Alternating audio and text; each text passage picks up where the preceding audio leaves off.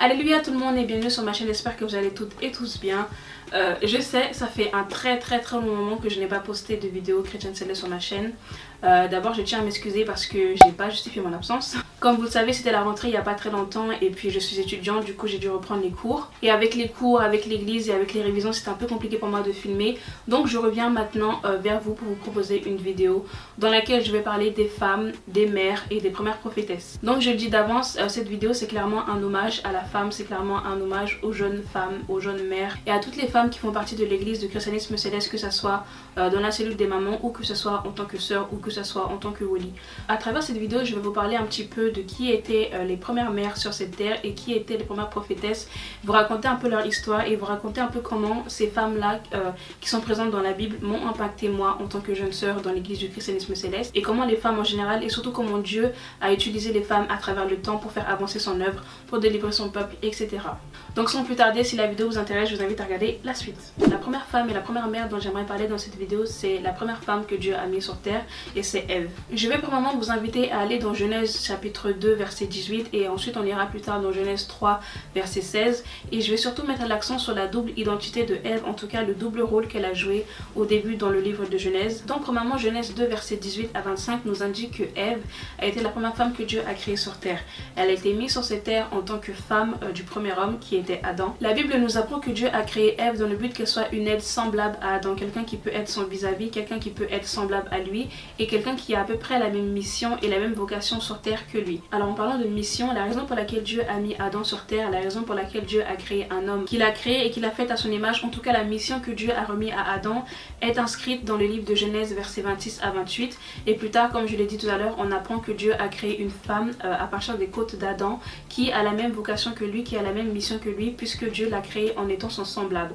Beaucoup de personnes, j'ai remarqué, ont du mal avec le fait que Dieu ait créé la femme semblable à l'homme. Alors ça change en fonction des versions, mais parfois on apprend que Ève est l'aide semblable à Adam, et parfois certaines bibles nous disent que Ève est l'égale et le vis-à-vis d'Adam. Et je vous rappelle quand même que être le semblable de quelque chose ou de quelqu'un, c'est être égal à lui, c'est quelque chose qu'on peut mettre face à face, et généralement c'est deux choses ou deux personnes qui sont sur le même piédestal. Donc puisque Dieu a confié la mission à l'homme de cultiver la terre, de dominer sur toutes les espèces et de dominer sur les animaux, etc., on comprend également que Ève a la même mission que Adam sur terre, puisque Dieu l'a créé en étant son semblable. Ève aussi, la femme aussi, à l'origine a pour vocation de cultiver la terre, de dominer sur les espèces et de louer l'Éternel de génération en génération. On entend parfois souvent dans certaines prédications ou venant de la part de certains évangélistes, de certains pasteurs, etc., que apparemment Dieu aurait créé la femme dans le but qu'elle soit aux côtés d'un homme. C'est-à-dire que Dieu a créé la femme afin qu'elle passe toute sa vie aux côtés d'un homme et afin qu'elle puisse toujours être dominée par l'homme. Moi, ce que je comprends de ce passage-là, c'est mon interprétation à moi. Je reconnais personnellement le statut supérieur que les hommes ont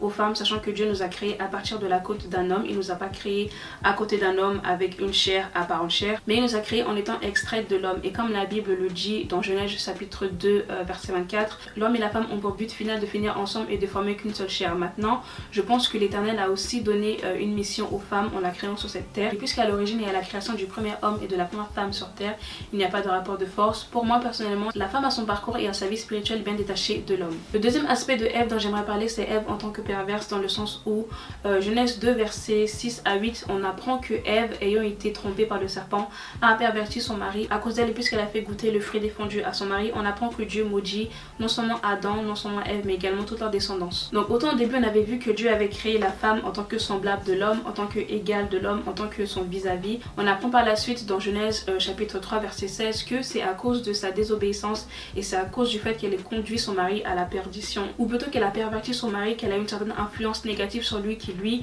l'a poussé à aller vers quelque chose de mal, raison pour laquelle Dieu a décidé que la femme sera soumise à son mari et qu'elle demeurera désormais sous l'autorité de l'homme, puisque quand Dieu l'a créée en tant que femme libre, quand Dieu l'a créée en tant que semblable, en tant que vis-à-vis de l'homme, elle lui a désobéi et elle a emmené son mari à la perdition. Maintenant, dans un nouveau monde, dans une nouvelle génération, Dieu veut que l'homme domine sur sa femme afin qu'à l'avenir le diable ne puisse plus tromper la femme et qu'elle à son tour ne puisse plus tromper son mari.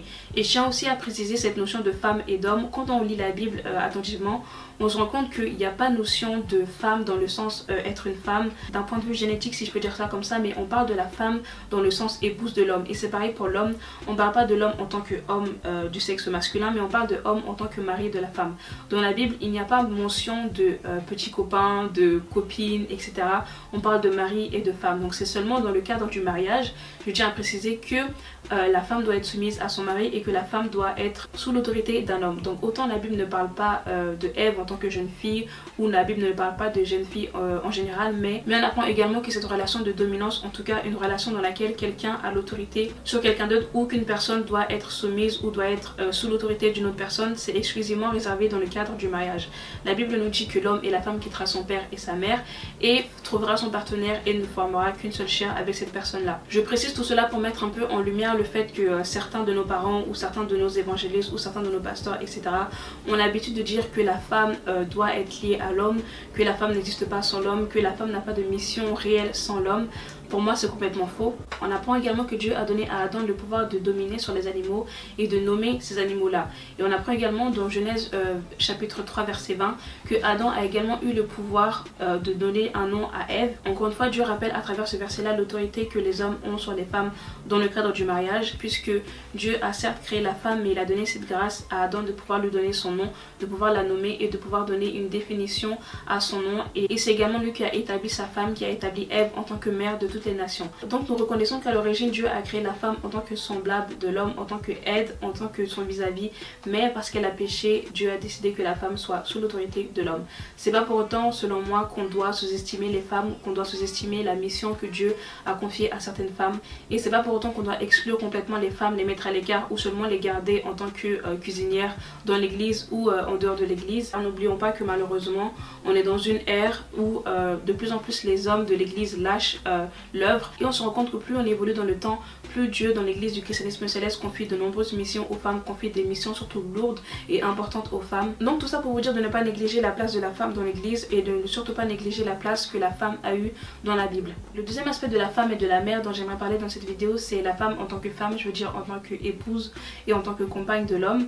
La Bible nous rappelle très souvent, surtout dans le livre d'Éphésiens 5 verset 22 et de 1 Pierre 3, que la femme doit être soumise à son mari comme d'habitude, que la femme se doit d'avoir un bon comportement vis-à-vis de son mari et vis-à-vis des autres hommes, que la femme doit être une bonne maîtresse de maison, qu'elle doit savoir gérer ses enfants, son foyer, sa famille, etc. Et qu'on attend également de la femme qu'elle soit chaste et pieuse. Donc on attend surtout de la femme qu'elle ait une bonne image et qu'elle soit présentable aux yeux des hommes. Donc la Bible nous apprend en général que la femme doit avoir un bon comportement, en tout cas un comportement exemplaire et avoir une bonne image, puisque c'est un peu elle qui représente son mari lorsqu'il n'est pas là. Encore une fois, le comportement d'une femme et d'une bonne femme chrétienne et d'une bonne femme mariée est décrit dans plusieurs livres comme Proverbes, dans les psaumes, dans Éphésiens et dans 1 Pierre comme je viens de le mentionner. Après je sais que ça dépend des familles et ça varie en fonction de l'éducation, mais le plus important pour moi, hormis le fait que la femme doit être soumise à son mari, hormis le fait qu'elle ait une bonne image, etc., je pense que le premier commandement qu'une femme se doit de garder, une femme chrétienne céleste ou une femme religieuse tout court, c'est le fait d'être soumise complètement à Dieu. En étant soumis à Dieu, on est également soumis à ses préceptes, à ses lois et à ses commandements. Donc si d'abord on est soumis à Dieu et à son esprit et à ce qu'il nous dit, tout le reste viendra par la suite. Que ce soit la soumission de l'homme, que ce soit le fait d'avoir une bonne image ou que ce soit le fait de se préserver, de rester chaste, etc. Et je refais une petite aparté que j'avais déjà faite dans ma vidéo concernant le rôle des femmes dans l'église du christianisme céleste. Je tiens aussi à rappeler aux femmes que être soumise à son mari, ça ne fait pas tout. Être soumise à son homme, à son époux, à son copain, à son fiancé, etc., ça ne fait pas tout. Concentrons-nous d'abord sur ce que Dieu nous dit, sur ce que Dieu nous montre, sur ce que Dieu nous fait entendre. Et concentrons-nous sur sa parole. Essayons d'abord de nous édifier, nous, spirituellement, et d'évoluer spirituellement, plutôt que de directement se mettre à être sous les ordres d'un homme. Comportons-nous d'abord comme des filles et des femmes dignes de s'appeler chrétiennes célestes. Obéissons au commandement de Dieu et à ce qu'il nous dit. Et ensuite, on verra par la suite tout ce qui est mariage, soumission à l'homme, etc. Parce que c'est pas la mission première, c'est pas ce que Dieu nous demande en premier. La deuxième partie de cette vidéo va plus être axée sur les prophétesses, comme le titre l'indique. Je vais vous introduire à 3 prophétesses et une reine qui n'est pas une prophétesse, mais son histoire m'a touchée. Donc je me suis dit que j'allais en parler dans cette vidéo. Et en vous racontant leur histoire, je vais également vous raconter comment ces personnages-là de la Bible m'ont inspiré et m'ont fortifié tout au long de mon parcours spirituel. La première prophétesse dont j'aimerais vous parler fait apparition dans le livre de Luc 2, versets 35 à 38, et c'est la prophétesse Anne. On apprend que la prophétesse Anne est la fille de Phanuel et qu'elle est issue de la tribu d'Azer. En fait, c'est une jeune veuve qui s'est mariée très très tôt et qui est âgée de 84 ans, et que depuis la mort de son mari, elle s'est consacrée à l'œuvre de Dieu puisqu'elle vit constamment dans le temple en train de prier, en train de jeûner. Et c'est parce que c'est une grande prophétesse et que parce qu'elle a la crainte de Dieu, elle a l'habitude de donner des conseils aux gens. La Bible nous apprend que la plupart du temps, ce sont les sacrificateurs, des hommes, des descendants de la tribu de Lévi qui ont l'habitude de rester dans le temple, de prier, de jeûner et de faire les cultes. Là on apprend que c'est une femme et en plus une prophétesse qui a l'habitude de rester dans le temple et de faire l'œuvre de son père. Et on peut dire que cette conviction-là a payé puisque Anne a eu la chance, en tout cas a eu la grâce d'avoir été parmi les premières à annoncer la venue du Christ. Sachant qu'à l'époque, la plupart de ceux qui avaient la grâce d'annoncer la venue du Christ étaient généralement des hommes. Je prends personnellement la prophétesse Anne en tant que modèle et en tant qu'exemple dans l'église. Je pense qu'en tant que femme, on doit tous avoir la même conviction que Anne a eu lorsque son mari est décédé, non seulement de rester chaste, mais de consacrer sa vie entière au Seigneur, de rester constamment en prière et de rester constamment dans le jeûne.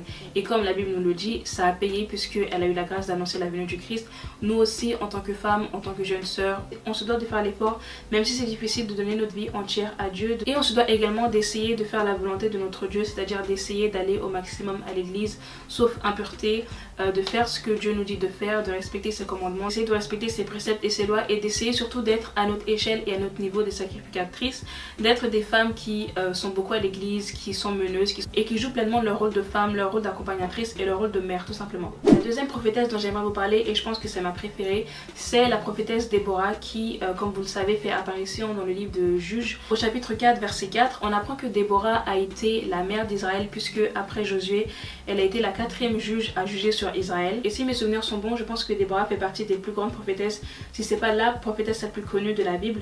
La Bible nous dit que la prophétesse Déborah vivait dans les montagnes d'Éphraïm entre Rama et Bethel et qu'elle avait l'habitude de recevoir parfois les gens chez elle pour leur donner des conseils, pour les assister puisque c'était une prophétesse et que bon, en langage d'aujourd'hui on peut dire que Déborah était une visionnaire. Donc elle avait l'habitude d'être en contact avec les gens et de les aider, surtout qu'à l'époque elle faisait partie des femmes les plus importantes parce qu'elle avait une grande connaissance de la Torah et que parmi le désordre et les guerres qu'il avait à l'époque, elle était une très grande juive, une très grande servante de Dieu. Une autre caractéristique que j'aime beaucoup aussi de la prophétesse Déborah, c'est qu'elle avait l'habitude de faire des sortes de rassemblements, des réunions, et elle avait l'habitude de tenir conseil en bas de palmiers de sorte à ce que le peuple entier puisse l'entendre. Elle avait l'habitude d'avertir le peuple juif de leur mauvais comportement et du fait que Dieu allait faire tomber sur eux leur sentence et sa colère et les aider à ce qu'ils puissent retourner sur le droit chemin. Elle a également joué un rôle important dans la guerre entre les Israélites, du moins entre les Juifs et le peuple cananéen. Elle est apparue en fait dans un contexte de guerre où Dieu demandait aux Juifs d'aller en guerre contre le peuple cananéen et il leur assurait la victoire contre ce peuple-là. Sauf que étant moins nombreux que le peuple cananéen et ayant moins d'armes et étant une armée plus petite que les autres, le peuple juif prit peur et le chef de l'armée à l'époque qui s'appelait Balak demandait à la prophétesse Déborah un signe de victoire, un signe qui pourra leur avertir que si vraiment ils allaient en guerre contre les Cananéens, ils allaient avoir la victoire contre ce peuple-là. Du coup, par la suite, Dieu a accepté qu'elle y aille, mais il est passé à travers la prophétesse Déborah pour dire à Balak et au peuple juif que si jamais ils gagnaient la victoire contre les Cananéens, alors toute la gloire de cette victoire et toute la gloire de cette bataille reviendrait à une femme. Jusqu'aujourd'hui, concernant la victoire des Juifs sur le peuple cananéen, on retient surtout la participation de la prophétesse Déborah plus que voilà, le manque un petit peu de foi et le manque un petit peu de conviction du peuple juif pour aller se battre. Personnellement, j'admire beaucoup l'influence que la prophétesse Déborah a eue sur le peuple entier, sur le peuple juif et sur le peuple cananéen, du coup vu qu'elle a eu la victoire sur eux. J'admire surtout le fait qu'elle soit la première femme, qu'elle soit la première prophétesse à avoir régné sur tout un peuple, surtout sur le peuple juif de l'époque.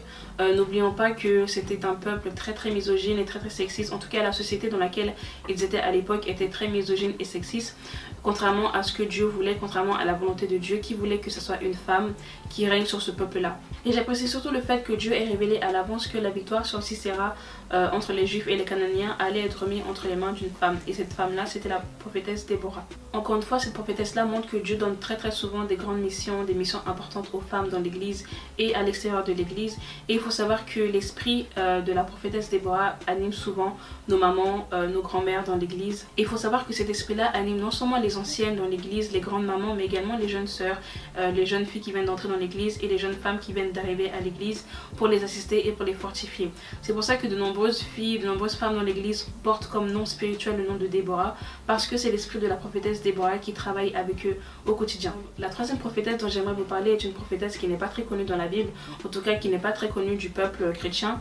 Elle s'appelle Hulda et elle fait apparition dans 2 Rois chapitre 22. La Bible ne nous parle pas énormément de cette prophétesse là, mais tout ce qu'il faut savoir c'est qu'elle a été un élément très important dans la réforme politique et religieuse contre le roi Josias de l'époque. Dieu l'a utilisé pour donner un message au peuple dans lequel il disait que à cause de la désobéissance de son peuple, à cause de leur mauvais comportement et à cause du fait que c'était des idolâtres à l'époque, Dieu allait faire tomber sur eux sa sentence, qu'il allait faire tomber sur eux sa colère. Et sa prophétie annonce presque la destruction du peuple juif à cause de leur égarement et à cause du fait qu'ils ne respectaient pas les lois et les préceptes de Dieu et qu'ils s'adonnaient à tout ce qui est idolâtrie. J'ai voulu parler de cette prophétesse parce que souvent on entend dire que quand Dieu a envie de déverser sa colère sur son peuple, quand Dieu a envie de passer un message de colère, un oracle d'avertissement ou une prophétie qui faisait référence à la colère ou à la sentence de Dieu.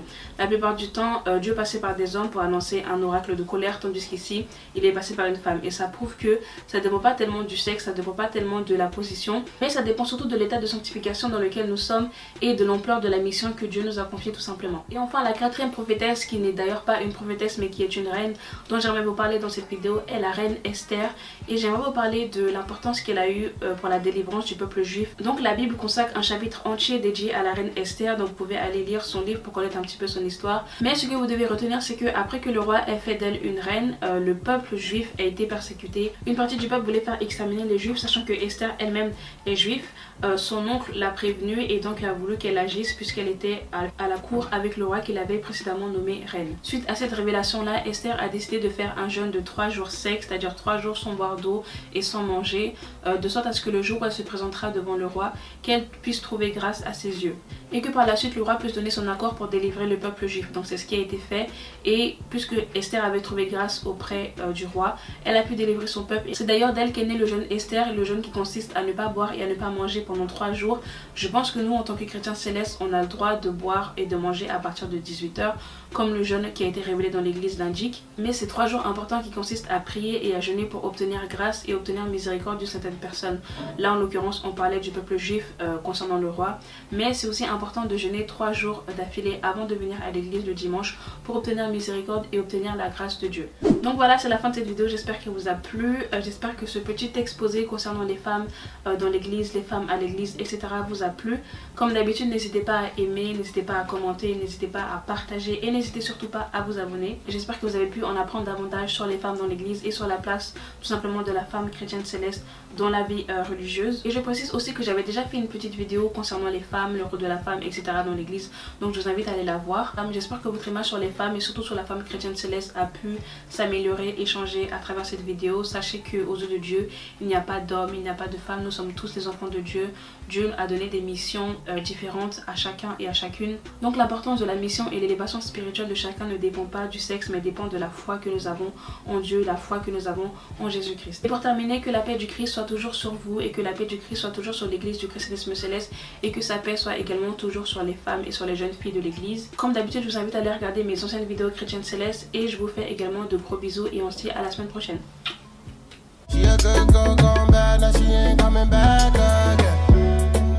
Lost in the world for a minute.